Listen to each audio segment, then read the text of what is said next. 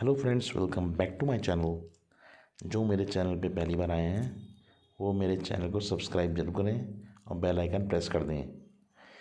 आज हम पढ़ेंगे इस सीरीज़ के अगली वीडियो आंशिक भिन्न के बारे में, पार्शियल फ्रैक्शन।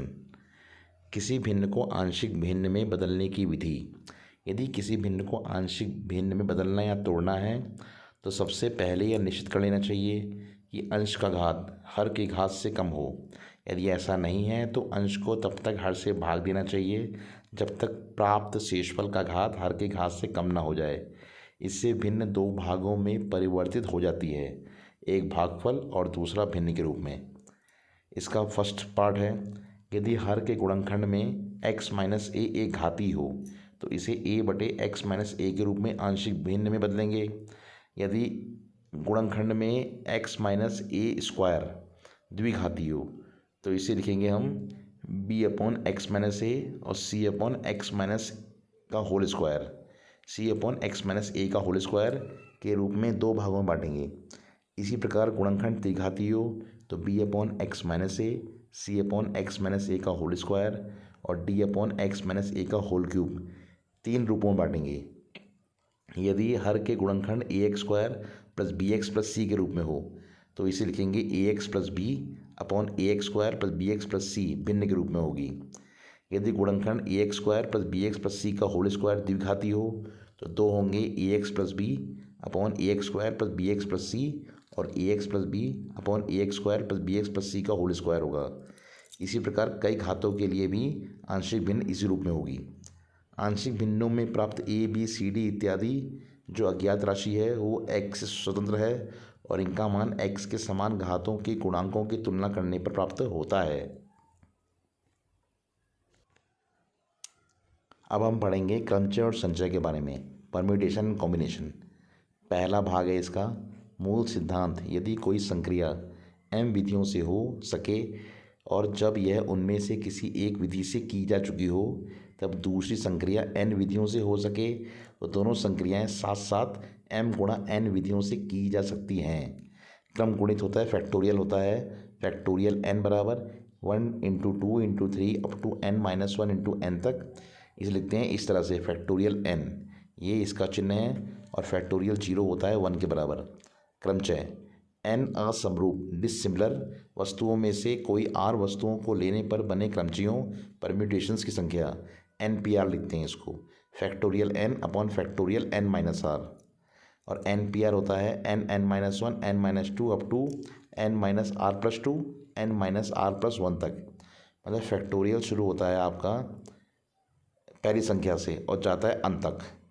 ऐसे फैक्टोरियल 3 होगा 3 इंटू 2 इंटू 1 और फैक्टोरियल 4 होगा 4 इंटू 3 इंटू 2 इंटू 1। अगला आता है प्रतिबंधमय क्रमचय, कंडीशनल परम्यूटेशन। n असमान वस्तुओं में से एक साथ r वस्तुएं लेने पर क्रमचयों की संख्या यदि कोई विशेष वस्तु अवश्य ली जाए तो होता है r into n minus 1 P R minus 1 होगी। जबकि एक विशेष वस्तु कभी ना उपस्थित रहे तो होगा n माइनस 1 पी आर। उन वस्तुओं के क्रमचय जिनमें से कुछ समरूप हों, सिमिलर हों। मान लो n वस्तुएं n अक्षरों से सूचित की जाती हैं जिनमें से p वस्तुएं एक ही प्रकार की हैं और q दूसरे टाइप की हैं तो r तीसरे टाइप की हैं।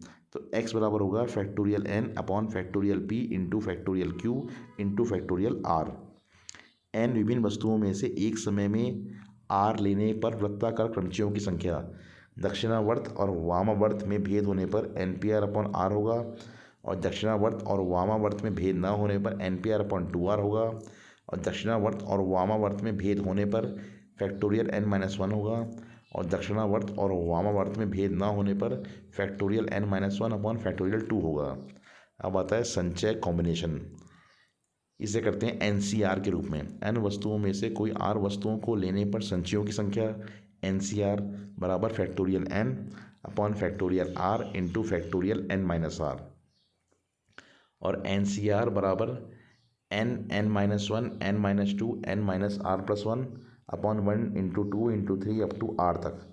और n वस्तुओं में से r के संचय उतने ही होते हैं जितने कि n वस्तुओं में से n माइनस r के संचय हैं। मतलब NCR होगा NC n माइनस r के बराबर। पास्कल का नियम होता है NCR प्लस NCR माइनस 1 बराबर होता है n प्लस 1 CR के बराबर। n वस्तुओं में से r के संचय। हम उसी वीडियो को आगे कंटिन्यू करते हुए ये पढ़ेंगे, n वस्तुओं में से r के संचय जिनमें p विशेष वस्तुएं हों।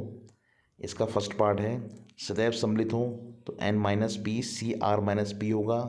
कभी सम्मिलित ना हो n minus P C R होगा। n असमान वस्तुओं में से एक या अधिक वस्तुएं लेकर बने सभी संचयों की संख्या 2 की पावर n माइनस 1 होती है। और p plus Q plus R वस्तुओं के संपूर्ण संचय यदि p समान वस्तुएं एक प्रकार की, q समान वस्तुएं दूसरे प्रकार की और r समान वस्तुएं तीसरे प्रकार की हों तो p plus 1 q plus 1 r plus 1 minus 1 होगा। इसी प्रकार p plus Q plus r plus t वस्तुओं के संपूर्ण संचय ज्ञात करना। जबकि p समान वस्तुएं एक प्रकार की, q समान वस्तुएं दूसरे प्रकार की और r समान वस्तुएं तीसरे प्रकार की एवं शेष t वस्तुएं भिन्न हों तो इसका संचय होगा p plus 1 q plus 1 r plus 1 2 की पावर t माइनस 1। समूहों में विभाजन division into groups. p plus Q plus R वस्तुओं को क्रमशः p क्यू और r वस्तुओं के 3 समूहों में बांटेंगे। Factorial p plus Q plus R upon factorial p into factorial q into factorial r प्रकार से बांट सकते हैं। यदि p बराबर q बराबर r तो 3 समूहों में बांटने की विधि होगी factorial 3p upon factorial 3 into factorial p का whole cube. x1 plus x2 plus up to so on plus xr बराबर होगा n। समीकरण के पूर्णांक हलों की संख्या जो कि ऋणात्मक नेगेटिव ना हो तो n plus R minus 1 C R minus 1।